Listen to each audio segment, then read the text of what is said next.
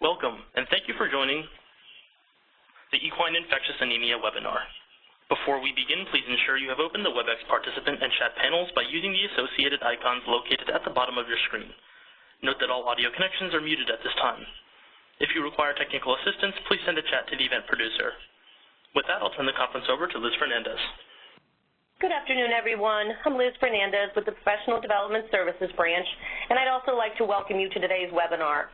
Our speaker today is Dr. Laura Miles. Dr. Miles is a veterinary medical officer at the National Veterinary Services Laboratories in Ames, Iowa. She works specifically with equine and ovine viruses and manages many aspects of the EIA-approved lab program for NVSL. If you or a member of your staff have recently been to Ames for EIA training, Dr. Miles presents the EIA regulation session during that course. Along with us today on the call is Dr. Rory Carolyn and Dr. Angela Pizzell-McCluskey, who are members of the USDA Equine Health Team.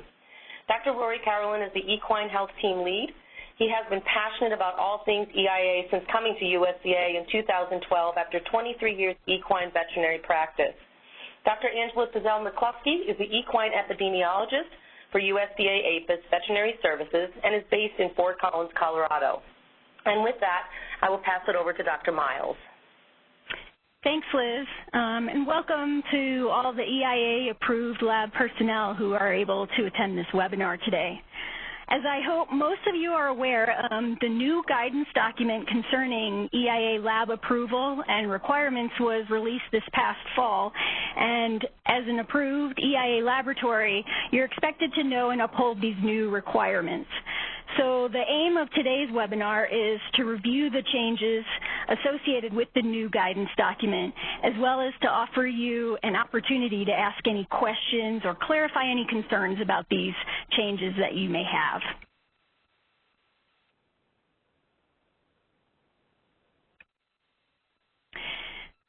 So NVSL and the USDA Equine Health Team realize that changes are difficult, and we're here to support all of the EIA-approved labs during that transitional period with the new guidance requirements, and also at any point that you may have questions or concerns regarding EIA testing.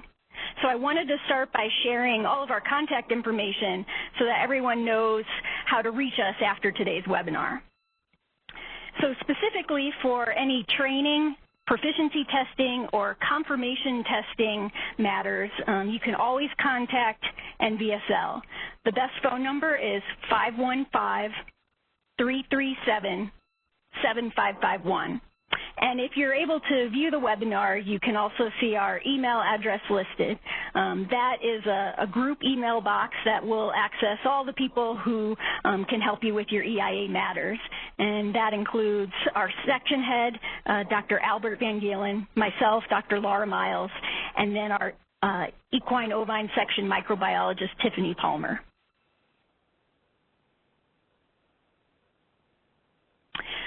For any Coggins forms or monthly reporting matters, the best people to contact are our USDA Equine Health Team. And again, this includes Dr. Rory Carolyn. He's been instrumental in drafting and seeing this new guidance through its final approvals, and he'll be addressing us later with some frequently asked questions. Also, Dr. Angela Pizzell-McCluskey, she's our equine epidemiologist, as Liz had mentioned, and coordinates efforts when there's those positive EIA cases being confirmed in the U.S. And she's also a wealth of knowledge on EIA and other equine diseases.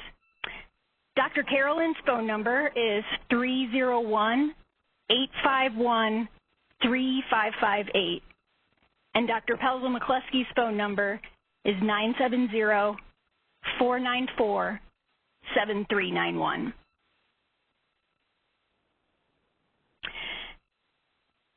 Now, for any matters involving inspections, laboratory approvals, and state regulations, there's also a few other individuals that you can reach out to.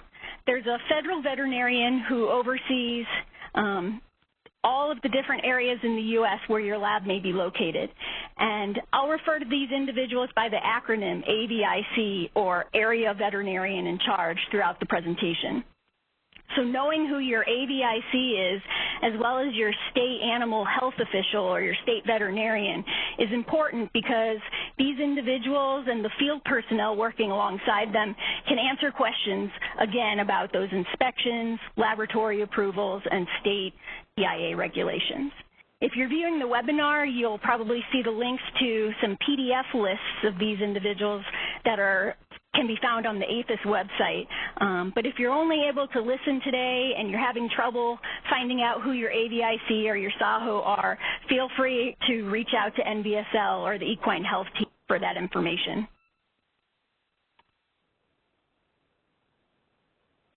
So here we go then.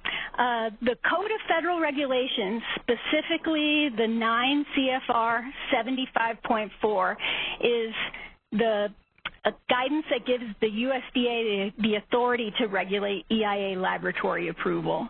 And so the remainder of this presentation will actually be discussing the second document listed, the Veterinary Services Guidance 15201.1, which goes into much greater detail about EIA laboratory approval and removal processes and the required actions for EIA-approved labs.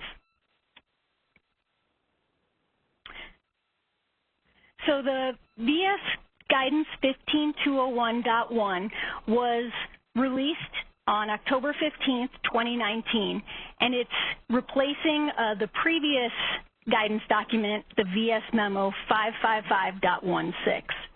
And there are some supplemental documents that were also released around the same time as the 15201.1. They include the Coggins form, which is the VS 1011, and there's a specific version that I'll speak about, the February 2018 version. There's also a director's agreement, which is the VS 1015, an application for new EIA labs, or the VS 1016, and finally an EIA laboratory report template. This is an Excel file used for monthly reporting, and you should have received it also in an email that was sent out yesterday. The majority of these documents can also be accessed from the APHIS portal, which is where you are reporting your annual PT results. But a few of them, as you've probably seen, have come out in emails.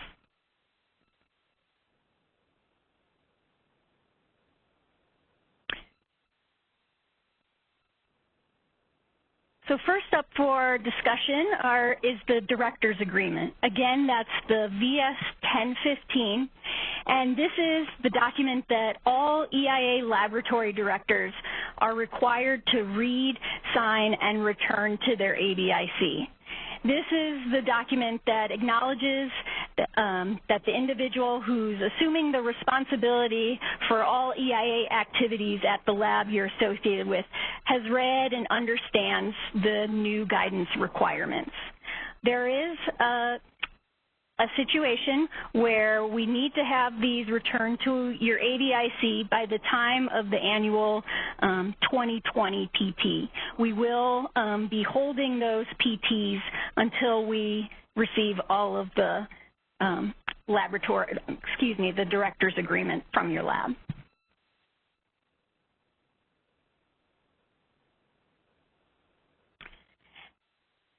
Now, the Coggins form is the VS 1011, and the new guidance makes this VS 1011 the official federal form.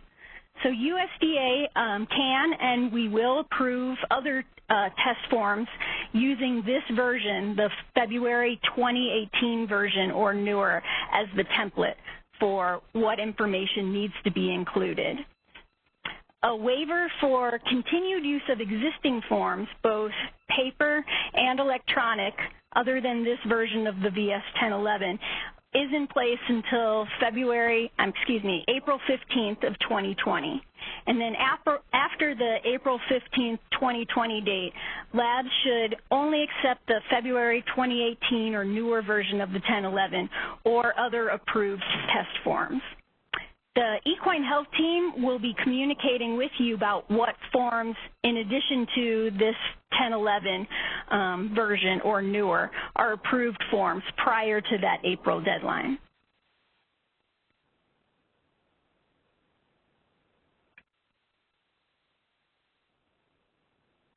The new guidance requires that EIA samples now be drawn by Category 2 accredited veterinarians who have been authorized in the state where the EIA sample is obtained.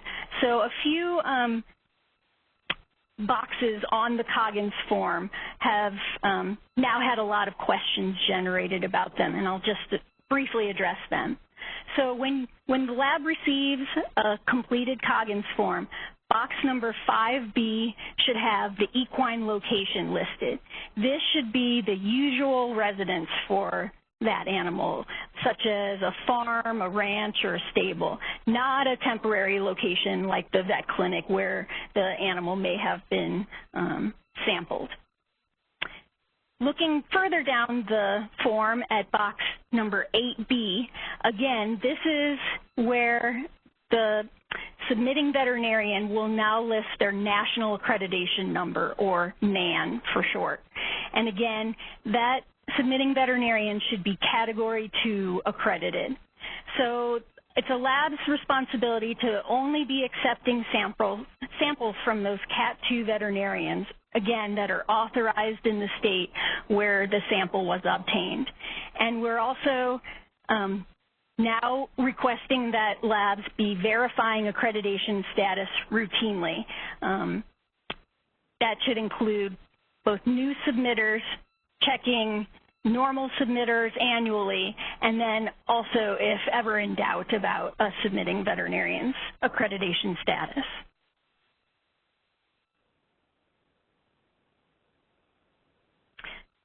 So to help with verifying accreditation, there's 3 great ways to check those statuses.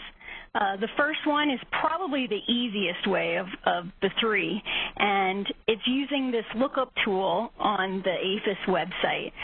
You go to check my accreditation status, you enter the submitting veterinarian's national accreditation number and their last name, and it'll tell you where they're accredited and what states they're authorized for that accreditation.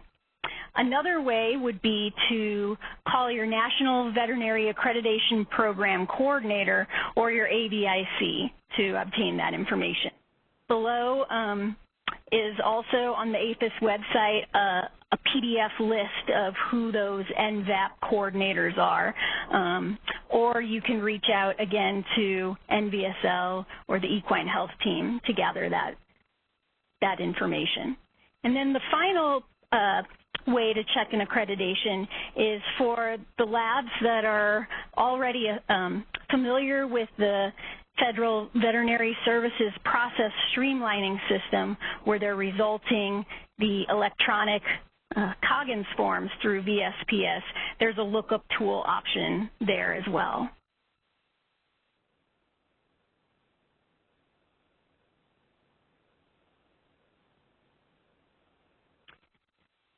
Okay, so talking again about the Coggins forms, the new guidance specifies that no blank fields are acceptable on a Coggins form.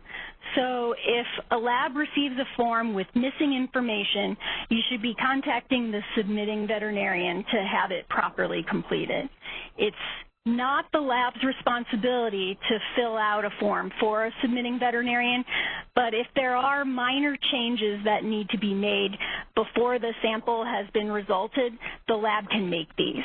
And so what's required for changes before final resulting is that the request needs to be made by the submitting veterinarian. It cannot substantially affect the identification of the animal, and the lab is comfortable with the request that's being asked to be made. The lab's responsibility would be to document those changes and to retain a copy of that requested set of changes with the Coggins form, the lab copy of the Coggins form.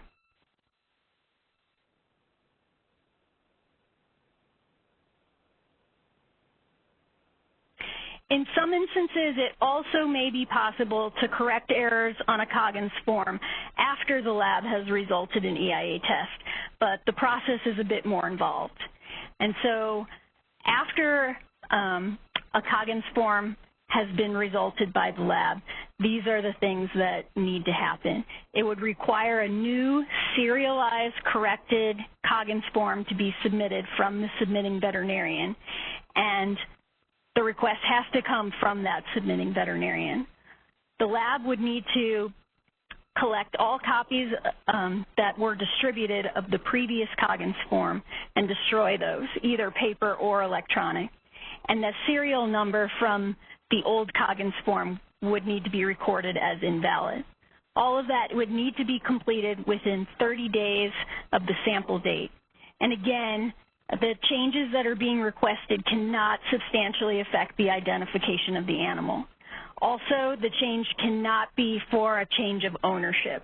And the lab really does need to be comfortable with this whole process and believe that it's feasible to accomplish all of this within that 30-day time frame.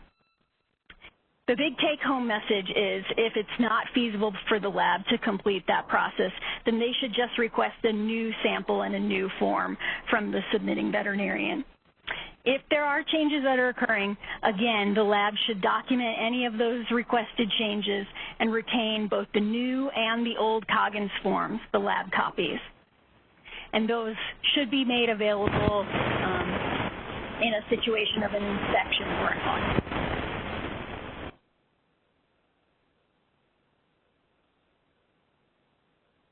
So some examples of acceptable changes that can be made to a Coggins form by the lab. Laura? Yes. Something's happening with your audio. Let's see here. Yeah, there's a lot of static. Is that any better? That's perfect. Okay. Here we go again. So some acceptable changes that can be made to a Coggins form include the transposition of digits, changes if there are errors in recording a microchip but not adding a new number completely. If there's a misspelling of a name, that can be corrected. If a barn name was used versus a registered name, or if there is an age error. These are some of the things that could be changed.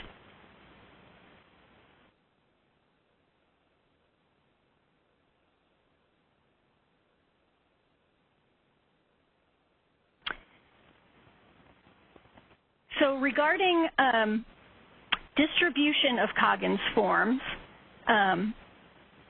creation and distribution of electronic copies is acceptable by the lab. So they can be distributed to your state animal health official, AVIC, and the submitting veterinarian. Just because a lab receives a paper form does not obligate them to return those Coggins forms in that paper format. However, if a submitting veterinarian specifically requests that a submitted paper form be returned to them, either in one instance or as a standard practice, then the lab should comply.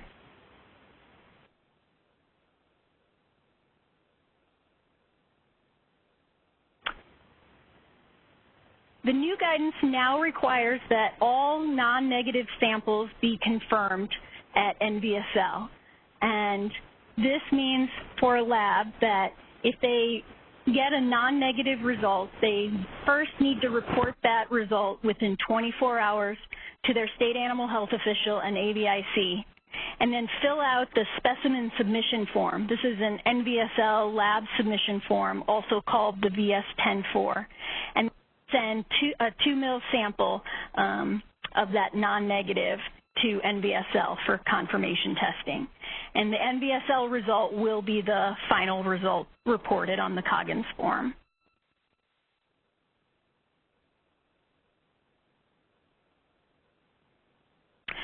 Labs that have been confirming ELISA non-negatives can continue to do this, but again, all non-negative samples still need to be sent to NVSL.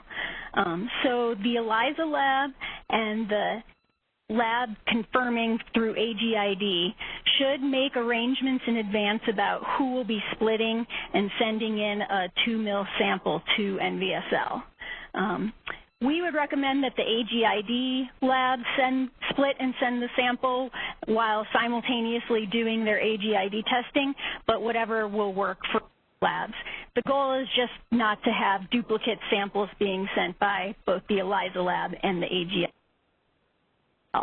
And again, though we don't expect any difference between AGID results that are being confirmed, the NVSL result will always be considered the final result.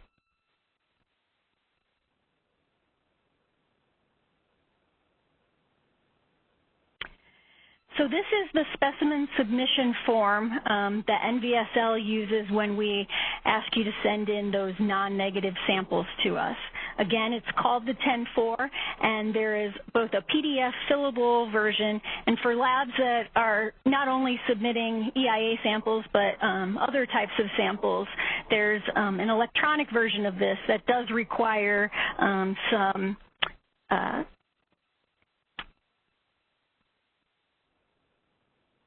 it does require some accreditation to be able to sign and submit those forms.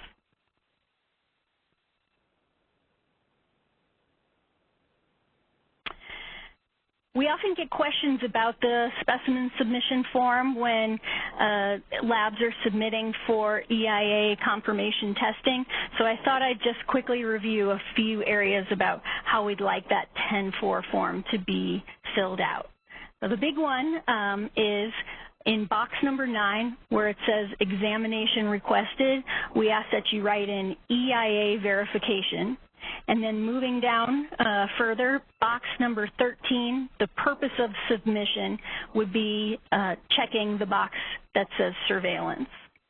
The final thing we ask is that in box 22, where it allows for additional data to be included, the lab include the test type that they ran, whether it was AGID or ELISA, the kit manufacturer that was used, the lot number of that kit, and the expiration date of that kit. And that allows NVSL to keep track of any testing issues, kit issues that may start to appear. Again, the lab should keep their original Coggins form at the lab and send a photocopy of it with the sample and this lab submission form to NVSL when submitted for confirmatory testing.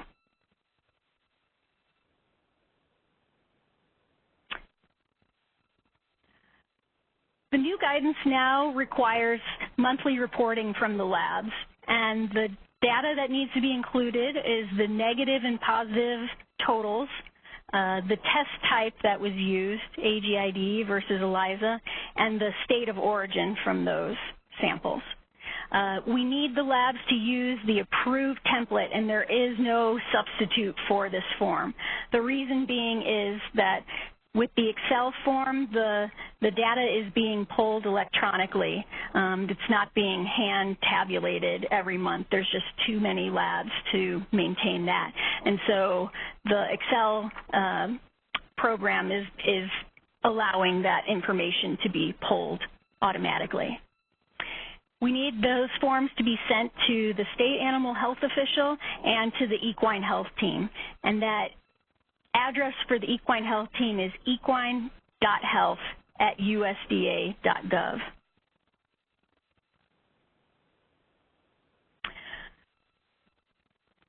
The monthly reporting blank template, again, it's an Excel file that was sent to all the labs yesterday. It's also, again, available on the APHIS portal where you're reporting your PT results. We recommend that you save a blank copy of that template and just enter your information each month. There is a specific way that we like the title of those monthly reports to come in, and it involves using a lab code. If you don't know your lab code, there is a place where you can check. It's a PDF list that you can find on the APHIS website that'll tell you your lab code. And if your lab does not have a code, don't worry, you can use your lab name, city, and state to identify your lab. If you have any specific questions about monthly reporting, the best person to reach is Dr. Carolyn again, and that number is 301-851-3558. The new guidance now makes their minimum test requirements. Basically, each EIA lab needs to perform at least 500 tests annually, and this is put in place to keep up with proficiency standards. So the labs need to maintain documentation showing that these minimum annual requirements are being met.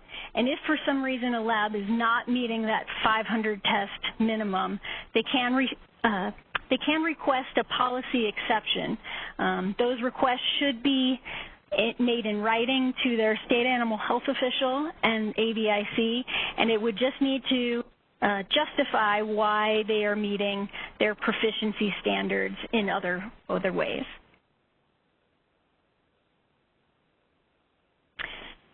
The new guidance now has inspections increased to annually, and these inspections are going to have an increased emphasis on the documentation of the requirements as specified in the new guidance, on reporting, and on data submission. And so to best comply, there is an inspection checklist included in the guidance, and we highly recommend that you review that to make sure you're meeting all of the standards. There are a few additions to the inspection checklist now, and we've gotten a lot of questions in particular about a few areas that I'll cover now. These are NVSL inspection recommendations. If you have something else that will work, by all means, you're free to use that, but to help guide those who are still concerned about meeting the requirements. For thermometers, the inspection checklist now states that refrigerators need thermometers. So those should be digital. They need to have a high-low memory function, a resolution of at least 1 degree Celsius, and accuracy to within 2 degrees Celsius. We also would like them to come with an individually numbered ISO IEC 17025 certificate of calibration. So this will be a document that's included with the thermometer when you purchase it. And the ISO, it's an international standardization organization that creates standards for all laboratories. We ask that the thermometers be maintained and calibrated according to the manufacturer's instructions. And then the inspection checklist also would like a weekly high-low temperature log to be kept. This all can sound very involved, very intimidating, but honestly, these thermometers can be purchased for as little as $20. And the temperature log can be as simple as a notebook kept with a table in it near the refrigerator or freezer. NVSL also has recommendations regarding the inspection checklist requirement now for pipette calibration.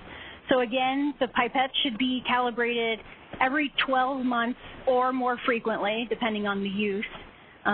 We highly recommend using a commercial servicer that does multi-point calibration. So this would be verifying both the largest amount and the smallest amounts that the pipette is capable of handling. And then that commercial servicer should be able to provide, again, an individually numbered ISO IEC 17025 certificate of calibration for each of those pipettes that are serviced. So that, again, concludes the highlights of the new guidance.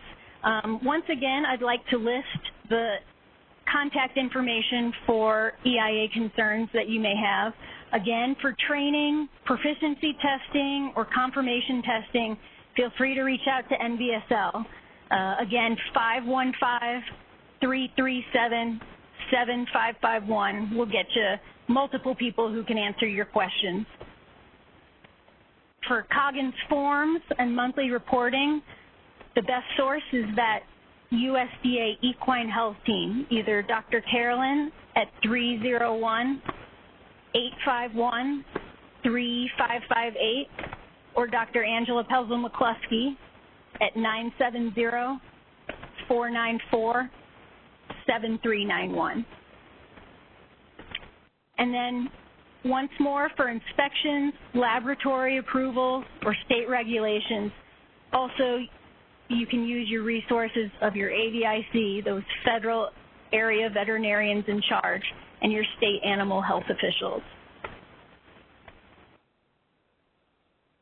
I'd like to turn the call over now to Dr. Rory Carolyn, who's going to take a little time and talk about some frequently asked questions regarding the new EIA guidance. Hi, thank you very much, Dr. Miles. I appreciate the opportunity, and you did such a good job. I'm not sure you left me anything to cover. I think the most important thing I might say would be to make it clear that all of us at Veterinary Services are aware that this is a big change, and there are a lot of changes going on, and you might have trouble with them. We're here to help you comply. We're not looking to put anybody out of business. If you need help with testing, procedures, or even problems with your customers as far as this new guidance goes, feel free to call NVSL or call one of us on the Equine Health Team. In particular, we recognize the increased burden that monthly reporting of data is on you, the diagnostic lab. I want to assure you that this is to improve both the accuracy and the timeliness of our national EIA reporting. And in addition, that provides transparency to our trading partners. You may or may not know that in 2018, the United States was the leading exporter of horses in the world by dollar value. So this is very important information for our industry. It will inform our EIA control efforts and as we go forward in the future. Again, if you encounter problems or receive pushback from your customers regarding accreditation status or other issues, we will help you. Now, I just wanted to make a couple of points regarding the official EIA forms, which, as Dr. Miles pointed out, the VS 1011 is the template.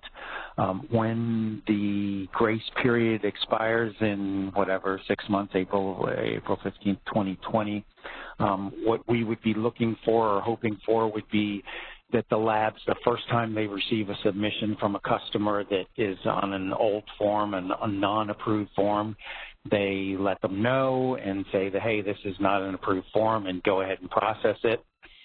Second time that same customer does it, say, hey, it's not an approved form, send us a new form, we'll wait on it. And then by the third time, you would be saying, nope, this isn't good enough, and you're going to have to do a whole resubmission over again. So our hope would be that delay and those few reminders would get your customers to comply. I do want to assure you that we've been working with numerous form providers and electronic processors, and we don't anticipate problems with having sufficient forms in the future. Regarding the current form, the VS 1011, the February 2018 edition, there is a note at the bottom of that form that says acceptance of old forms. Old forms will be accepted. That was printed in an error, and it will be removed on the next printing, so please ignore that. And then the other thing I wanted to mention, make clear to you, is that VSPS is free. It's free to you and free to your customers, and we are making significant investments and upgrades to that system. They are making changes to the existing system and platform, but they're also completely revamping that platform, and it should be coming out in calendar year 2020, and we have high hopes for that. And I think that's about all the comments I have. I will let the course leader here turn it over to questions for the audience. Thank you very much. Thank you very much.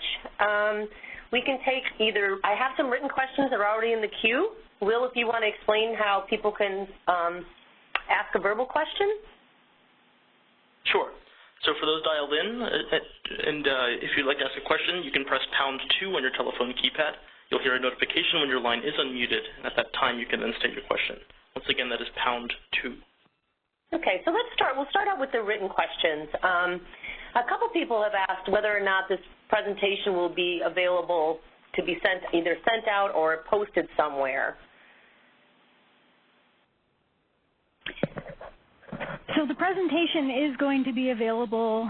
It'll be probably about a week or more after, and it will. We will send out the link to where it's located, so everyone will be able to listen or view or do both.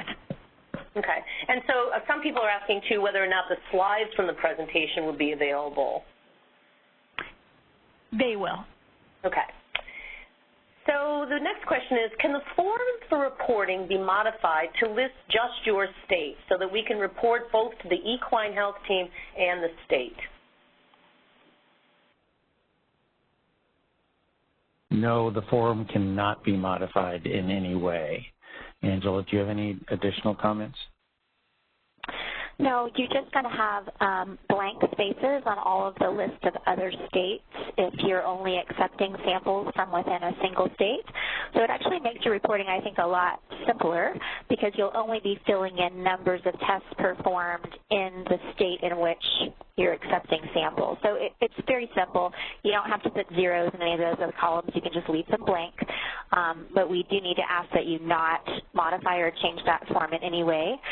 If your state animal health official wants the information in a specific format, you can send them to me, Angela Pelza-McCluskey, and I can provide them your data separately and compiled if they so choose, so that you're not doing duplicate reporting to two different groups and two different formats. So by all means, please recommend that they contact me, your state animal health official contact me, Angela Pelza-McCluskey, if they want the form or if they want the data in a different format so that I can provide them the data separately and you're only submitting once. The next written question is, so all the Coggins we did a month ago on the old VS 10-11 form will be null in 5 months?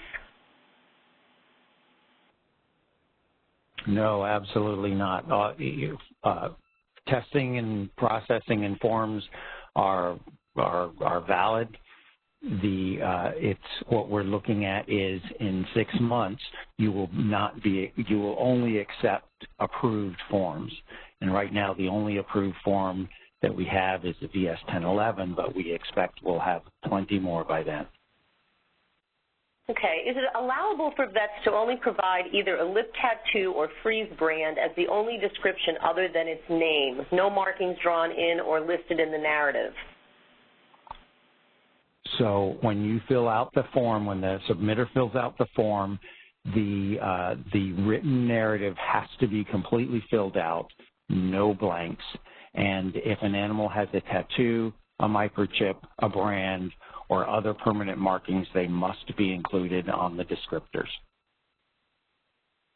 The next question is, what's the date when forms earlier than February 2018 are no longer accepted? April 15th, 2020. Okay.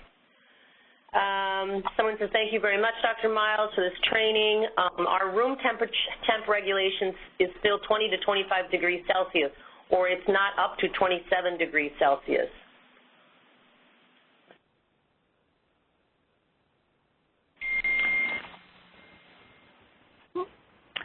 Sorry, I'm not quite sure what the question is asking, but regarding the thermometers, those were the ones that were specifying to be or recommending to be with a plus or minus 2 degree difference for accuracy. Okay. Next question is, do we email the reporting form to the state? Missouri has us mail in a paper reporting form currently.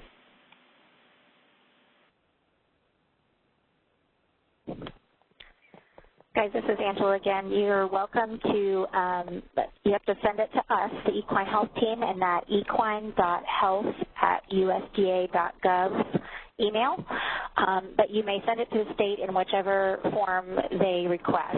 So if Missouri is requiring you to submit something on paper, then you might have to print out your table and send it to them. You can certainly query with your state animal health official and ask if you may also just forward your completed electronic Excel report to them in the same format that you send it to us. And I have a feeling that many of them will accept that electronic form. You know, they're all learning, just like you all are, that we have a new form and that we have this specific format in which the reporting will be done. And so they may actually end up preferring the electronic copy as we do as well, but you may have to query them. When will the changes be provided to accredited vets? So this has been a staged rollout, kind of starting at the top and working our way down, and they are next in line, and they will start to receive information here in the new year. Thank you. So when does this take effect in its entirety? October 15th, 2019. Okay. We occasionally get test samples from Iowa that are drawn from a dual accredited veterinarian, Minnesota and Iowa. Do I need to report for Iowa and Minnesota? You report where the veterinarian obtained the blood sample from the horse. That's the state you're reporting. Okay. Another question. We have customers who use Global Vet Link to submit the form. This form seems to allow for blank fields. Are these acceptable, or do they need to add or none for each field?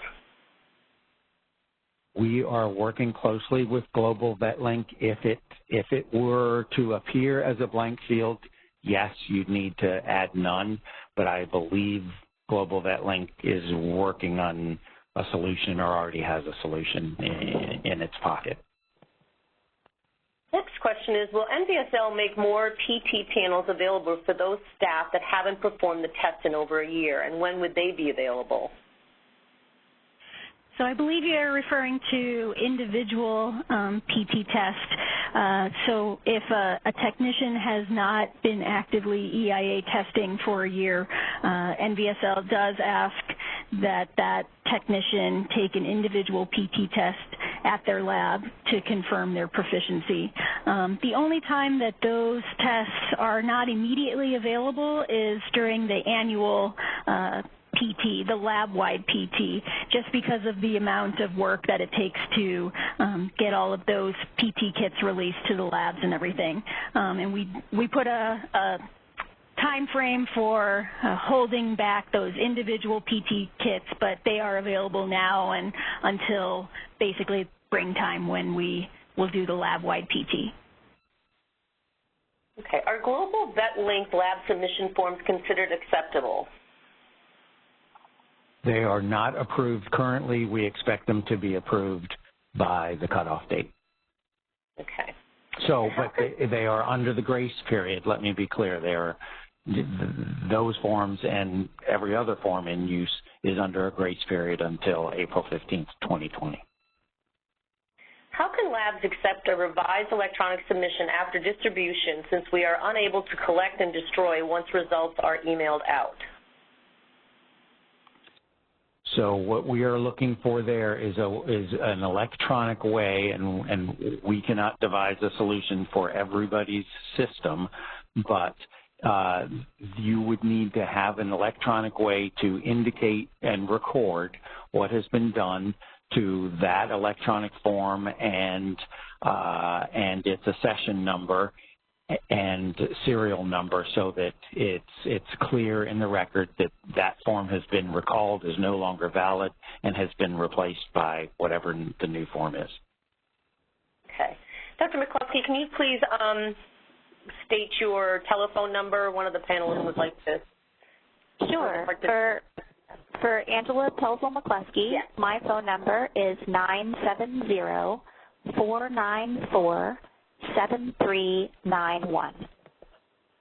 Perfect.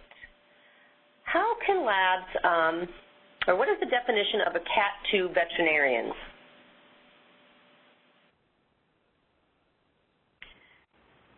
So a Category 2 accredited veterinarian is authorized to draw samples or do certain sorts of testing for all kinds of animals. A Category 1 is limited to certain types of animals, cats, dogs. I don't believe it includes any food or fiber or equine animals. Okay. We currently run samples in single, and if any positives confirm in duplicate before reporting, is the original single result considered official or just the confirmed duplicate result?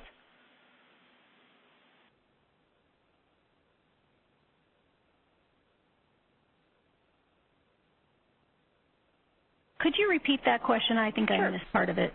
Says we currently run samples in single, and if any positives confirm in duplicate before reporting, is the original single result considered official or just a confirmed duplicate result? So every EIA test that's run would be considered an official test, and if at any point, if you're running an ELISA test and you're running the samples in duplicate, those are considered, those could be considered two tests. So if for some reason you are getting discrepant results, which would be getting different results between the two ELISA tests or the two AGID tests, then that is considered a non-negative sample and should be confirmed by NVSL. Okay. Let's go ahead and take the verbal question that's in the queue. All right, caller, your line has been unmuted. Please go ahead. Yes, I have two EIA laboratories, a mobile and a stationary, and I have a question on the state's reporting. I border Louisiana. I'm licensed in Arkansas and Louisiana. Sometimes people from Louisiana bring a horse to the clinic and get a test run here, and sometimes I actually go to Louisiana and bring the test back to this lab here to run it. So what I've been doing in the past is any horse that resides in Louisiana, even if I bleed it in Arkansas or if I bleed it in Louisiana, I report it to Louisiana. Is that what I'm supposed to be doing? You are doing it exactly correct. It's where the horse normally lives is where we want the report coming from. Yes, sir. Okay. Thank you. Okay. We have only a couple more minutes for questions, but I will let you know that I will have all these questions and I can get them to our panelists if we run out of time. So let's just go ahead for a couple more minutes. Some veterinary clinics have a more open floor plan and don't have a dedicated room for testing. Is that a problem? It is a problem. I would read carefully the inspection checklist and the requirements there and seek, you might have to make some changes, but I believe you could probably work out a solution within within most scenarios in which I can imagine for a veterinary clinic. Okay, so this is just a clarification on location. Form says location of equine at blood draw. If horse was sampled at the vet clinic, shouldn't that be the address listed? No, and we're sorry for any confusion we created in our wording there, but again, we're looking for where the horse normally resides, where it lives, be it the owner's home, the ranch, farm, wherever they normally stay. My understanding is that electronic companies like Global Vet Link sends results to the AVIC in SAHO. Is that going to change?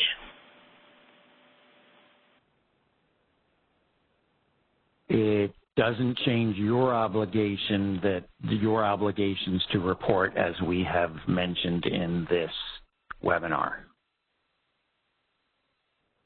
Okay. Regarding blank fields, does the laboratory need to fill out remarks each time? If there are no remarks, is a blank box acceptable in that case? Yes, the blanks, or where we're looking for no blanks, is in the specifically in the descriptors, but all of that, the information that regards the owner and the veterinarian and the description of the horse. On the new 10-11, block 16, why is silhouette/line drawing not required? It is not required. We do not require pictures or illustrations for any other species, and we don't require them for horses. Okay, we do have a couple more questions in the phone line. Let's go ahead and take at least two more. We only have 2 more minutes. Okay, caller, your line has been unmuted. Please go ahead. Yes, I submitted that previous question on why silhouette line drawing is not required. What do we do with the paint horse? We really encourage either photographs or line drawings. I personally find them very useful, and they can be very helpful in identifying the horse. So there's going to have to be a sufficient verbal description of the markings on the horse, and no, you're not going to put that there's a heart-shaped mark on the left flank and, you know, describe every mark. You're going to have to be more general and then look for increased details in perhaps in whorls, or obviously if the horse is tattooed or branded or microchipped, that's going to be very helpful. Okay, let's try and take one more phone call line. Okay, your line has been unmuted. Please go ahead. Hi, this is Roger Parker, Texas Animal Health Commission. Concerning state agencies that have regulatory authority and do the epidemiology and the quarantines and hold orders, we use state animal health officials normally instead of our key veterinarians. We have to collect samples, but this guidance does not permit that, apparently. That's not true, No, Roger. So state and federal animal health officials are also approved to continue to submit samples on investigations or any case that they so choose. It's state and federal animal health officials or Category 2 accredited veterinarians. Okay, unfortunately, we have come to 2:55, and our panelists have to go and get on another call. I will submit all of the written questions to them, and as long as you have your email address in correctly, they can answer those written questions. Any verbal questions still in the queue, please feel free to reach out to our panelists for your answers, and I apologize that we have to cut it short. A lot of good questions, and I'd like to thank everyone for joining, and I'd also like to thank all our panelists, and hope everybody has a great holiday season. That concludes our conference. Thank you for using AT&T Event Conferencing Enhanced. You may now disconnect.